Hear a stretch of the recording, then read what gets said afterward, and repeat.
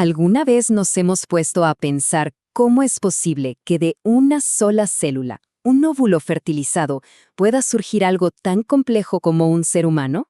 Bueno, la respuesta está en uno de los procesos más fascinantes de la biología, la expresión génica.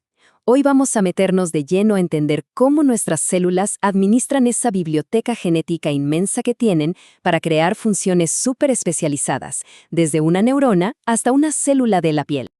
Y acá está la gran pregunta, ¿no?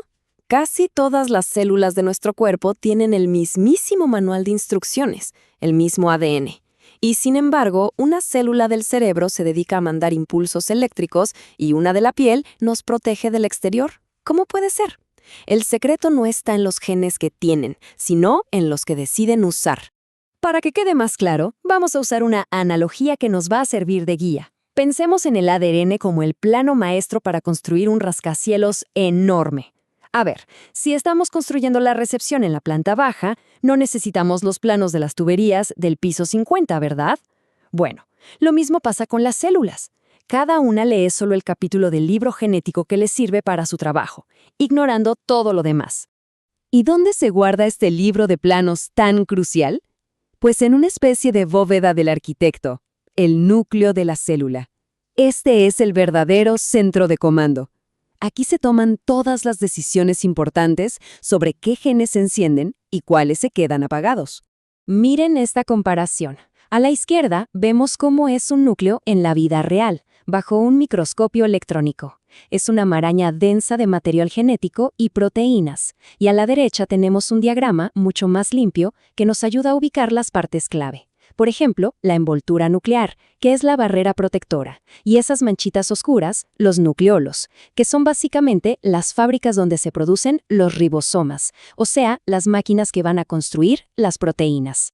Ahora, lo que es realmente fascinante es la estructura que hay por dentro. La lámina nuclear es como el esqueleto de acero que le da forma y aguante a toda la envoltura.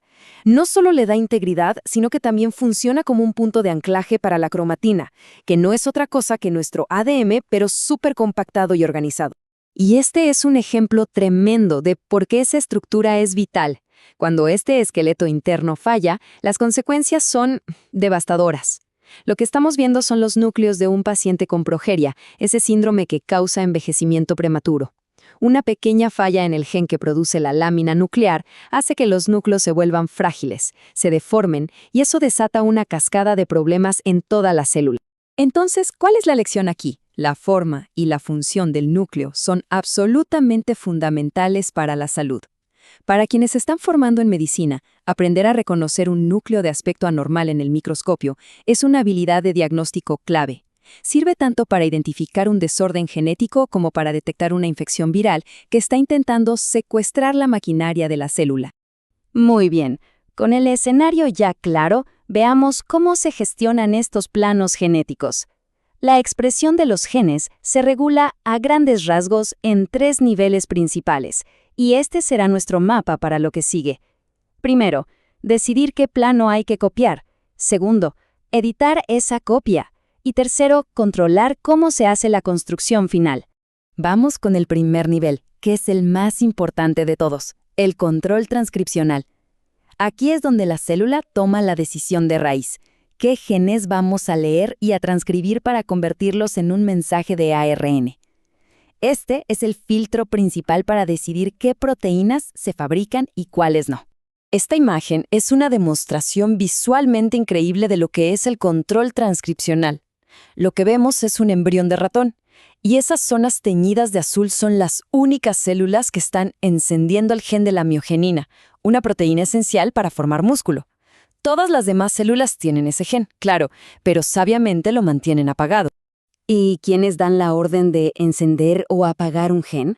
Bueno, esos son los factores de transcripción. Estas proteínas son los verdaderos jefes de proyecto a nivel molecular. Son capaces de reconocer secuencias específicas en el ADN, se pegan a ellas y le dicen al resto de la maquinaria celular, ok, a este gen lo transcribimos ahora, o a este otro ni lo toquen. Y estos jefes de proyecto, digamos que se dividen en 2 equipos. Están los activadores, que funcionan como una luz verde, se unen al ADN y le dan un empuje a la transcripción. Y luego están los represores, que son la luz roja. Bloquean todo el proceso y silencian el gen. Es un juego de equilibrio constante y súper dinámico. Y aquí es donde todo esto conecta directamente con la clínica.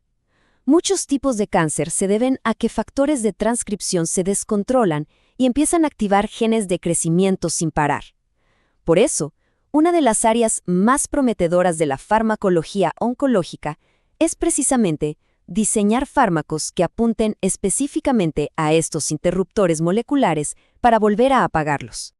Ok, entonces la célula ya decidió copiar un gen. Pero ojo, ese primer mensaje, ese transcrito primario de ARN, todavía no está listo para usarse. Ahora pasamos al siguiente nivel de control, el procesamiento, que es básicamente un proceso de edición muy sofisticado. Pensemos en este transcripto primario como si fuera un borrador lleno de anotaciones, con párrafos que no sirven y partes que hay que reordenar. Antes de que pueda usarse para construir una proteína, este borrador tiene que pasar por un proceso de limpieza y pulido para crear la versión final y definitiva de las instrucciones. Y acá es donde la célula se vuelve increíblemente eficiente. A través de un proceso que se llama splicing alternativo, un único borrador de ARN se puede editar de varias maneras diferentes. La célula puede literalmente cortar y pegar distintas secciones. Esto permite que de un solo gen se puedan producir varias proteínas distintas pero relacionadas. Es la optimización de la información al máximo. Claro que si este proceso de edición sale mal, las consecuencias pueden ser muy serias. Por eso, en patología molecular, una de las habilidades clave es aprender a rastrear enfermedades hasta encontrar un error de splicing. Desde la fibrosis quística hasta ciertas distrofias musculares, el problema muchas veces está en un simple fallo de corte y pegado. Bien, ya tenemos nuestro mensaje final, editado y listo, el ARN. Ahora salimos del núcleo y nos vamos al citoplasma, al sitio de construcción, el ribosoma. Pero incluso con las instrucciones perfectas en la mano, la célula todavía tiene un último nivel de control sobre el proyecto. Es el control traduccional. Este último nivel tiene que ver con la logística y la gestión de recursos. La célula se pregunta, ¿dónde en el citoplasma traducimos este mensaje para asegurarse de que la proteína se construya cerca de donde se la necesita? También puede controlar qué tan rápido se traduce. Y algo súper importante, ¿por cuánto tiempo dejamos vivas estas instrucciones antes de que se desechen? Este control es clave para que la célula pueda responder rápido a los cambios. Entenderlo es fundamental para saber cómo las células manejan el estrés, por ejemplo, cuando faltan nutrientes, o cómo se defienden de una infección. Los virus, de hecho, libran una verdadera batalla por el control de esta maquinaria para poder replicarse, un concepto central en virología. Bien, hemos recorrido los 3 niveles de control: la decisión de copiar, la edición del mensaje y la construcción final. Ahora unamos todo para ver qué pasa cuando estos sistemas de control, que son increíblemente precisos, fallan. Las fallas en estos mecanismos no son algo teórico, para nada. Se manifiestan como enfermedades muy reales y, a menudo, muy graves. Ya hablamos de la progeria. La distrofia muscular de Emery-Dreifuss también se debe a una lámina nuclear defectuosa. Y como dijimos antes, una cantidad enorme de cánceres son, en el fondo, enfermedades causadas por factores de transcripción que se salieron de control. El mensaje clave aquí es la escala. Un solo error al leer un gen, un único fallo en el esqueleto del núcleo, un error de corte y pegado en el ARN. Estos eventos, que ocurren a un nivel molecular casi invisible, pueden traducirse en consecuencias que le cambian la vida a una persona. Eso es lo que está en juego en cada célula, a cada momento. Al final del día, la medicina moderna es, en gran medida, el arte de descifrar estas historias moleculares. Detrás de cada síntoma, de cada síndrome, hay toda una narrativa de genes, de proteínas y de sistemas de control. Aprender a leer esa narrativa es el verdadero comienzo del camino para poder diagnosticar, tratar y, con suerte, algún día, curar. La pregunta es, ¿por dónde empezar a leer?